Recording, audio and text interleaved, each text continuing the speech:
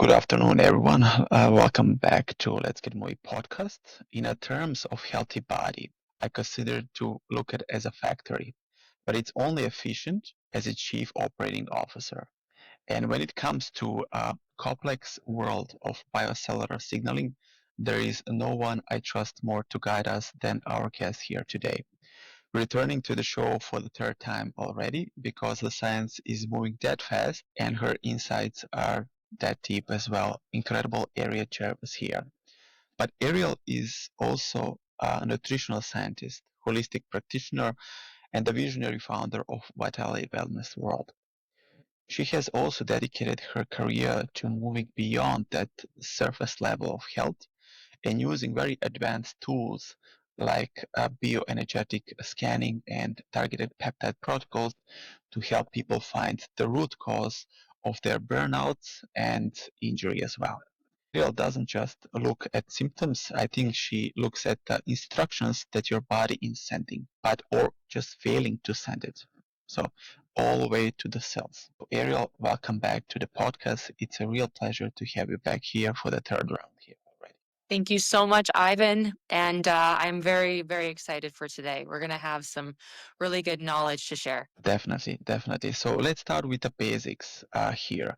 Um, I always imagine, like I said, that the body is a massive factory, but the factory is only good as its communication.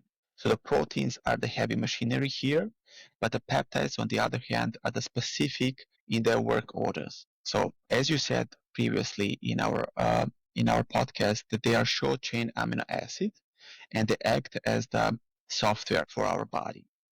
But if our body is a giant factory, what exactly is a peptide in the terms of jobs that it does every day to us? So, a peptide is an amino acid, as you mentioned. Your body makes peptides. They're found in your saliva, in your tissues. If you've ever taken a collagen, that's a peptide. And every peptide has a different function. All And right. so that some of them will signal hormones, some of them will signal absorption, detoxification, some of them will help with inflammation regulation or help with healing or help with oxidative stress, help with repairing the outside of the cell or activating the mitochondria to produce more ATP for the cell. There's so many different functions to peptides. And because they're amino acids and because your body makes them, if you take an external peptide, an exogenous peptide, and you take a good clean source, you'll actually have that cell to cell signal take place and you don't have to be on them forever. What it does is it takes the information and reads it on your cell memory and it starts to translate that information and send a new process throughout the body to help with whatever that function is. So, for example, if you have BPC 157, it's going to help with inflammation. Your body makes it. A lot of people and athletes will use this for recovery, inflammation, autoimmune. If they have an injury, an old injury, a new injury, gut issues, the list goes on. So I truly believe that peptides are going to be the future. And I truly believe that the science is going to be so credible that every single person will eventually be on peptides. Incredible. But what about, we all know the heavy hitters here when it comes to insulin or, for example, the estrogen. They are very large, they're very complex, and they stay in the system forever. But peptides are different. As they see, they are the special forces here. But they get when they get in, they deliver a very specific message, like you said, please burn this fat or fix this skin problem, or recover this organ, and they disappear before they cause the side effect. So most people know about those hormones like insulin, but how are peptides maybe like a younger, faster cousin here of those hormones? How do you see it then? So peptides, depending on which one, is going to help with oxidative stress and free radical damage. So what it's doing is it's actually going into the root cause and it's actually focusing on healing. So their foundational core is to heal the root cause so that the system operates better. Whereas an estrogen or a hormone have a single lane function. They don't have a multi-purpose. Whereas peptides are multi-purpose and peptides can also work in synergy with each other. All right. So as we age, so the healing gets cut, and the blueprint for healing also get kind of failed away. Um, but it's not that you can't heal. I think it's that the signal to start the job has gone also silently here. But using peptides, it's like finding the on button switch for a system that's been dormant for maybe a decade for some persons. But why does our body stop making these repair signals as we get older? And can we actually turn them back on? Yes. So when you are born, you have chromosome from mom and chromosome from dad. And the tip of the chromosome is called the telomeres. And as you age, by the age of 25, your telomeres start to shrink due to oxidative stress and free radical damage. Your entire body is made up of electrons, protons, and neutrons. And that is what's holding the orbit of the valence shell of every single atom within the body on a cellular structure. That being said, if your cell structure has an imbalance of electrons, that is called free radicals and oxidative stress. It's like rust on your cells. So with longevity and being able to start to slow down this process, or even in some cases prevent it, it's by supporting the telomeres and reducing the oxidative stress and free radical damage load on your cells. And because you have 75 trillion cells and they turn over every 25 days, if you can reduce inflammation, oxidation, acidosis, free radical damage, and start to elongate those telomeres, you are scientifically reverse aging. And so that's where you really want to understand how can you do that. And you can do that by having a healthier lifestyle, which will slow down the aging process, but incorporating peptides, specifically epithalon. The H is actually silent. So epithalon. And epithalon is amazing for elongating telomeres and allowing your body, it's called the biohacking peptide, and that is amazing for elongating your telomeres, which is going to help with every single gene expression in your DNA. But how do you convince people? People often get scared when you use the word we need to eject them, taking probably in those situations of harsh chemicals. But the peptides are very native to you. Um, they aren't, in my perspective, some foreign invaders. They are biologicals components, as you said, but you aren't forcing the body to do something weird. You're reminding it how to do it and what is supposed to be done. So my question here is, are the peptides are drugs, or are they just giving the body instructions? It's already there, that you know how to follow it. Can you hear me, Ariel? So a drug is usually there to a, a drug is usually a synthetic medication that will have risks associated, and it Yeah. will suppress a symptom. We are not suppressing a system. We are healing the root cause on a cellular level, and we are activating mitochondria, and we are reducing oxidative stress. Drugs don't do that. Steroids don't do that, and stimulants don't do that. These are synthetic peptides, synthetic amino acids that harness the ability to heal the root cause and sending your cells a signal. Now, the reason why you can't take it orally like a supplement is because your gastric juices would destroy the peptide and it wouldn't be able to function properly. It would be denatured because they're amino acids, and the stomach acid would denature the amino acid, and you would waste your money. You can get these in the form of an IV or an injection, which is the best because it bypasses the digestive system and goes straight into the blood vessels and allows your body to uptake that information and decode it and translate it so that it does a specific function for healing the cellular level, which is why it will be the future of medicine eventually. Now, what can happen though is if you get a poor quality peptide and you don't do your testing on it for heavy metals and for contaminants, then yes, you can run into some problems. If you're not working with a professional who is guiding you and making sure that your body is ready for a peptide, then yes, you can run into some trouble, because you also have to take in consideration this is a garden. You have to prep the soil. The soil needs to be prepped before you plant the seed. Yeah. And so you want to make sure that you have a healthy body before you add peptides. You don't want to be on a bunch of medications because there could be contradictions. You want to be careful and you want to work with a professional. You don't want to be taking peptides when you are really going through a lot of stress in your life, a lot of fight or flight, because what people don't realize is that you're not going to absorb it very well when you're in fight or flight. Your body, when it's in the sympathetic nervous system, doesn't absorb very well. So that's where you want to focus on having a healthy lifestyle first. Or if you're somebody that doesn't have a healthy nutrition or healthy movement, if you're not exercising, drinking water, or moving your body, why are you exploring peptides? What's the point? Those are things that you add later to a healthy lifestyle because it's going to help you enhance your health. You don't want it to become something where you are having an unhealthy lifestyle and expecting the peptides to do all the work because you don't want to take accountability. You have to Yeah. take accountability of your own wellness routine and then add it in. And if you are afraid of doing the syringes, then maybe peptides are not for you, and that's okay. They're not for everyone, right?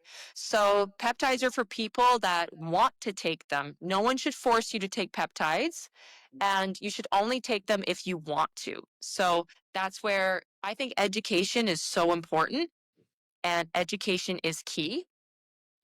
And if people are not educated, then they can run into a lot of issues where they're not taking the right peptide at the right time, they haven't prepped the body, or they're on a list of medications, or they're just not going to have a good experience. The whole Yeah, point of can you buying a share why peptide. the peptides they need to be targeted when they're taking? Why we just don't take supplementation in a terms of amino acids just to be replenished?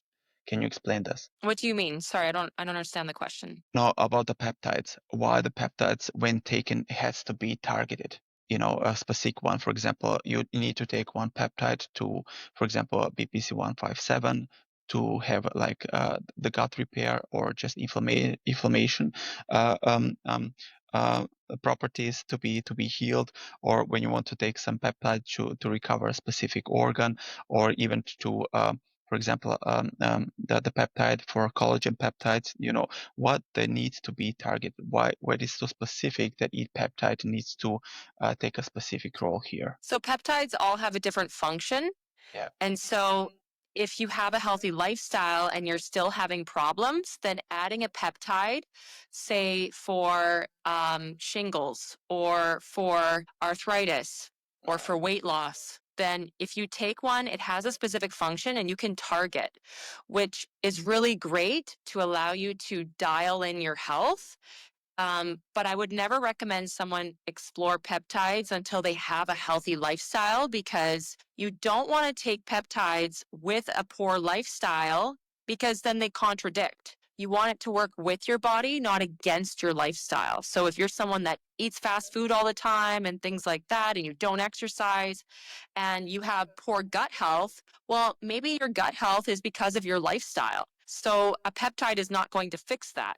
You want to make sure that you have a healthy lifestyle and then you add the peptide after you've done all the work. And a lot of people are not willing to take accountability and they're quite lazy.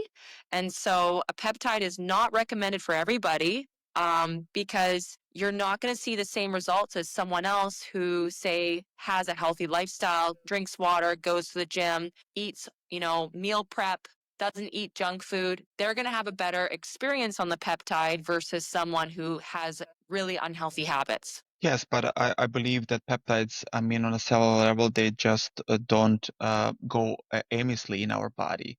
But how do these molecules act like a GPS signal to find exactly where the body is hurting to repair that cell? So they all have their own signatured binding site. All right. So your cell is emitting a frequency.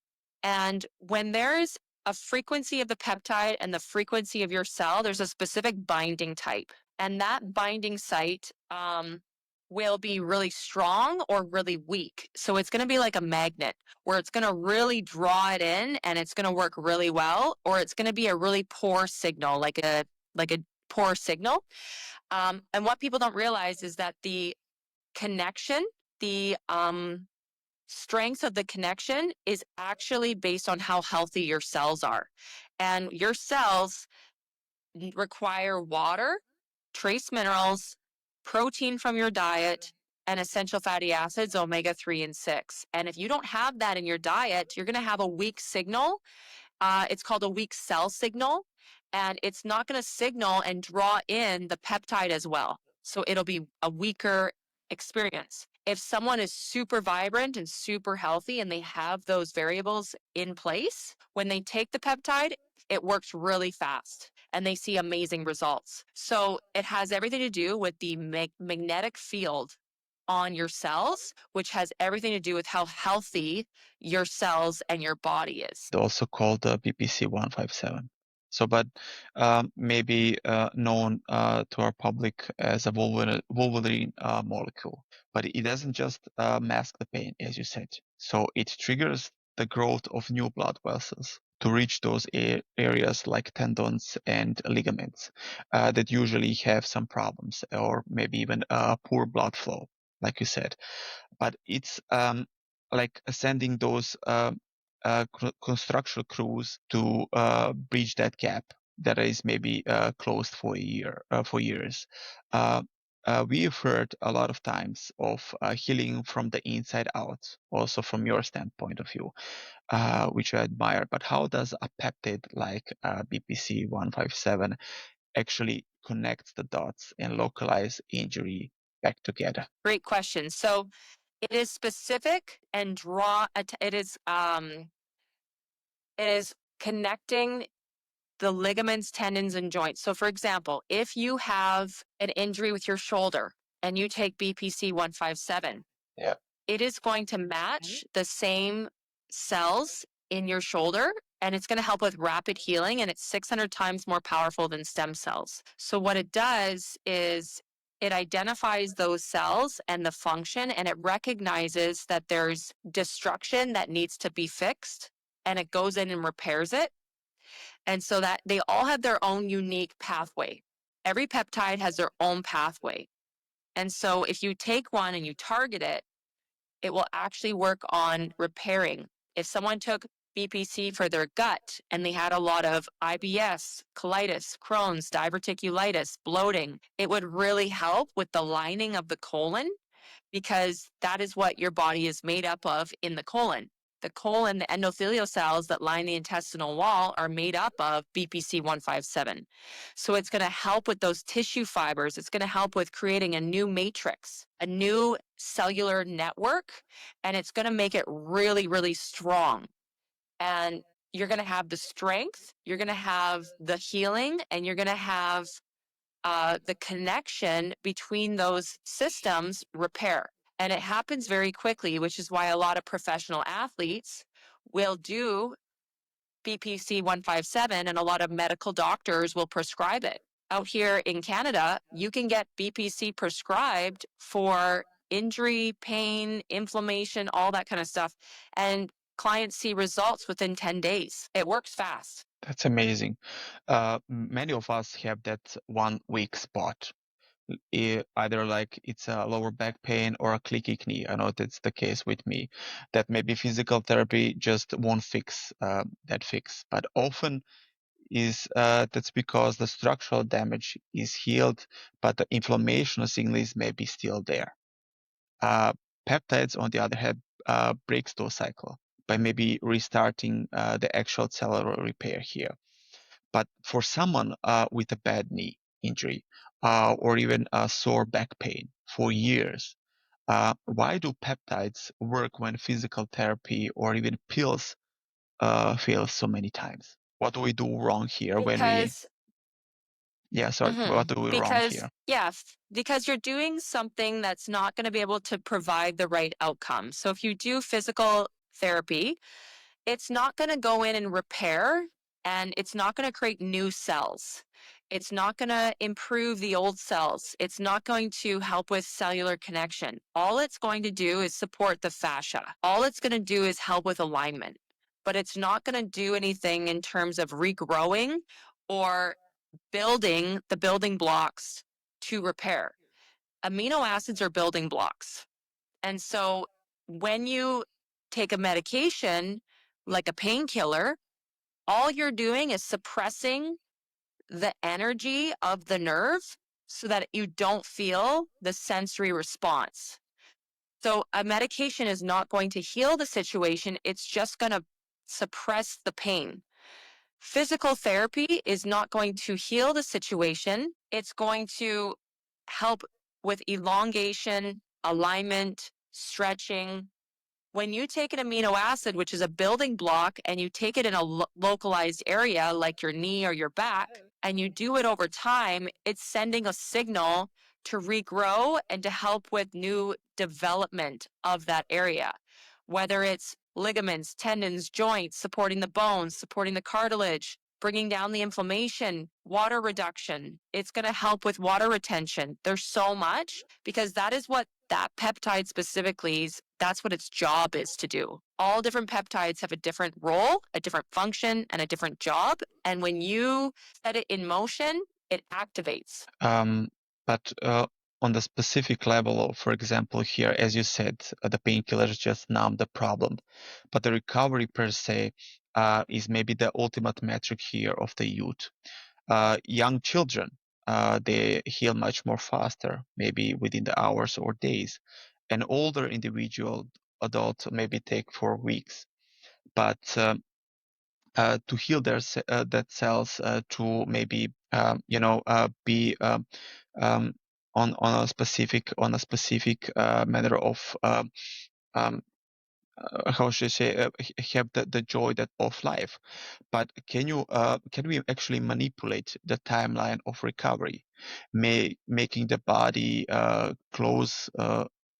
closing up that gap? So if you get, for example, a cut or a very huge surgery, how much faster can we close the wound or even feel the consequences with the right peptide signal So, here? yeah. So what based on the research and based on what I've explored Mhm. is when someone has a big surgery or they have a wound, we are noticing that people are healing 50% faster and they're coming back stronger. And so what's beautiful is that as people age, yes, they do heal slower because their telomeres, oxidative stress, their body is dysregulated with their central nervous system. They have probably some acidosis and they probably have poor lifestyle habits. And at the end of the day, all of that will start to compound and slow down the healing process. But you can bypass that by taking a peptide and you can actually reverse the aging. And it's going because it hits all the different lanes of healing and it gives your healing mechanisms, the building blocks to speed up recovery, minimum 50%, which is really cool. And so people are seeing tremendous improvement and they're also seeing anti-aging. And so what's really cool is because you're targeting oxidative stress, you're targeting acidosis, you're targeting the mitochondria, you're supporting the cell function. If your cell gets really optimized and really good at absorbing and detoxifying, you become unstoppable. And that's where really targeting your Yeah, that is absorption, for sure. detoxification, Well, mitochondrial I have function, to because say, at the end of the from my day, point of the view, root of every every single time when I sickness and go to the disease doctor to is see the two things. doctor, One, 90% of the physiologically, cases he would tell me that mitochondrial I should dysfunction, take some dysregulation. rest. Number two, But your very central nervous often the system is rest is not dysregulated always enough to and heal. you need But to how learn do these how to signals regulate it maybe on a daily. jumpstart Because if our you lazy don't, that's immune going to system impact how here your in body the terms of absorbs, how taking it the peptide detoxifies, how it as a transcribes, how it supplementation here processes. of recovery? Every single cell function takes a hit when you have a dysregulated nervous system, which is why they say stress is a killer. And if you can't get the mitochondria to function properly and operate at an optimal level, which is minus 22 millivoltage.